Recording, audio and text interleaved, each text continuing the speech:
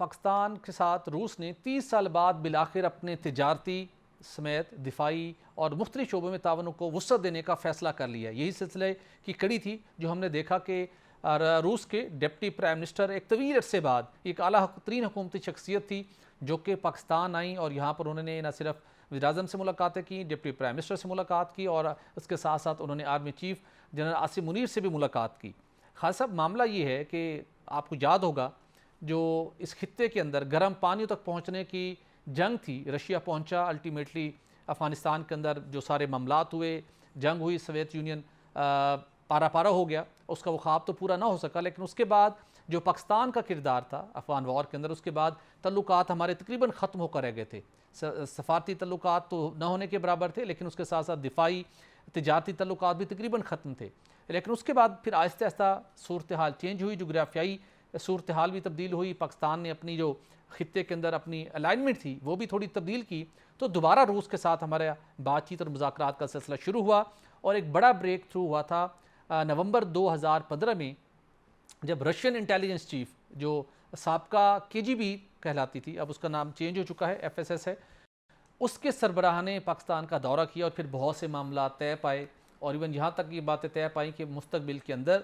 جو CPEC ایک بہت بڑا پروجیکٹ ہے, اور جس کے ذریعے سے الٹیمیٹلی وہی آپ نے گوادر کے پانیوں کے ذریعے سے, کراچی پورٹس کے ذریعے سے آپ نے دنیا کے ساتھ اپنی تجارت کو بڑھا سکتے تھے, تو اس کے ذریعے اس کا بھی حصہ بنے گا روس. تو یہ معاملہ طے پائے اور الٹیمیٹلی جو ایک اعتماد کی فضا تھی وقت کے ساتھ بڑھتی رہی, اور آج وقت بہت لگا اگرچہ کہ ہمارے اوپر ایک ویسٹرن بلاک کا بہت بڑا پریشر بھی رہا, لیکن اب ڈپٹی پرائم منسٹر رشیا نے کی وزٹ سے چیزیں بہت بہتر ہوئی ہیں. اگرچہ کہ اس سے پہلے پاکستان کے وزیر اعظم بھی روس کا دورہ کر چکے, لیکن اب روس کی طرف سے بھی اسی گرم جوشی کا مظاہرہ کیا جا رہا ہے. خاص یہاں پہ آئے, ملاقاتیں ہوئیں, اور ایک اعلیٰ سطحی اجلاس کے دوران آپ سن کر حیران ہوں گے, ڈپٹی پرائم منسٹر رشیا نے ایک بڑا مشورہ دیا پاکستانی حکام کو. انہوں نے کہا کہ آپ ہمارے ساتھ, آپ نے تجارت کو بڑھانا ہے, دفاعی تعلقات کو بڑھانا ہے. پاسٹ کے اندر تو ہمارے بڑے مستحکم تعلقات تھے, پاکستان سٹیل مل رشیا نے ماضی میں لگائی تھی, دفاع کے شعبے کے اندر بہت سے ایسے ابھی ہم کہہ سکتے ہیں کہ کچھ ایسے ہیلی کاپٹرز ہیں اور مشینری ہے جو کہ رشیا سے آیا کرتی تھی. لیکن اب وہ معاملات ایسے نہیں ہیں, اب وہ چاہتے ہیں کہ آپ ہمارے ساتھ ٹریڈ کو بڑھائیں. تو کرنسی کا مسئلہ تھا, اس سطحی اجلاس کے دوران انہوں نے کہا کہ آپ چائنیز کرنسی میں ہمارے ساتھ تجارت کر سکتے ہیں, یوئی کرنسی کے اندر تجارت کر سکتے ہیں اگر ڈالر کا مسئلہ ہے. لیکن اس کے ساتھ ساتھ دوسرا مسئلہ انہوں نے کہا کہ جو بڑے منصوبے کرنے سے آپ ہچکچا رہے ہیں, تو انہوں نے ہمارے پڑوسی ملک کی ایگزامپل دی ڈپٹی پرائم منسٹر رشیا نے, کہ آپ تھوڑا سا پھر ویسٹ کو فیس کریں, ان کا مقابلہ کریں. لیکن آپ کو پتہ ہے کہ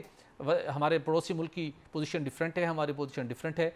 کہنے کا مقصد یہ کہ رشیا چاہتا ہے کہ پاکستان کے ساتھ تعلقات کو وسعت دی جائے, مزید مستحکم کیا جائے, لیکن رشیا کے پارٹ کے اوپر کوئی بڑا پرابلم ہے جس کی وجہ سے کچھ رکاوٹیں آ رہی ہیں. پاکستان نے north south gas pipeline $2 ارب کا ایک بڑا پروجیکٹ تھا, رشین کمپنیوں کو ایوارڈ کیا, آج تک وہ کمپنی اس کے اوپر کام نہیں شروع کر سکی. ان کے اوپر امریکن سینکشنز آ جاتی ہیں اور اس کے بعد ان کو ڈالرز کی بھی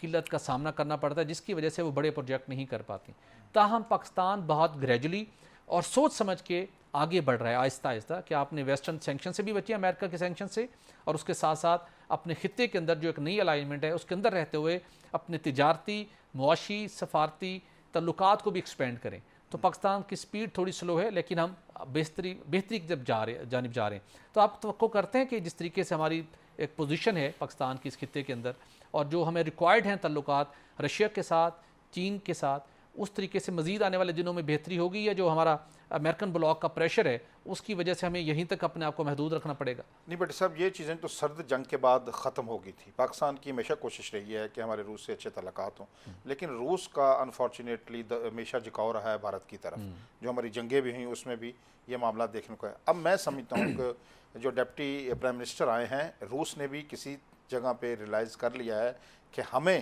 اس خطے میں پاکستان سے اچھے تعلقات بنا کر رکھنے, جو بہت ہی خوشائند بات ہے. اب جیسے کہ آپ نے بالکل درست کہا ہے, کیونکہ جو ایک آپ کا ماضی میں ایک دشمن کے ساتھ اس کا الائی رہا ہے, اس کے ساتھ ہمیں سوچ سمجھ کر دیکھ بھال کر آگے بڑھنا ہے. تو وہ پاکستان اپنی پالیسی کے مطابق کام کر رہا ہے. اب آئے ہیں, اب یہ برف پگھلی ہے اور آنے والے دنوں میں آپ دیکھیں گے کوئی بڑی شخصیت روس کا وزٹ بھی کر سکتی ہے, اور جب دونوں ممالک اپنے جو خوشگوار تعلقات قائم کر لیں گے رواں تو ماہ اس کے کا آخر میں فائدہ. پاکستان کا ایک وفد جو کہ فیڈرل منسٹر لیول کے وہ جا رہے ہیں رشید. ہاں, تو یہ پھر دیکھیں جب یہ وفود آنا جانا شروع ہو جاتے ہیں تو برف پگھلتی ہے, جو سرد مہری ہے وہ ختم ہوتی ہے. بالکل تو یہ بہت ضروری ہے, کیونکہ ہمارے بڑے دانشور لکھتے رہے ہیں کہ ہمیں اس خطے میں, ہمیں امریکہ کو بھی اپنا اتحادی رکھنا ہے, لیکن اس کے ساتھ ساتھ جو خطے کے ممالک ہیں ان کو بھی ساتھ لے کر چلنا ہے. یہ اس جو ٹائمنگ ہے بٹی صاحب اس وقت خطے کی صورتحال کی اور انٹرنیشنل صورتحال کی, اس میں یہ دورہ بڑا اہم ہے.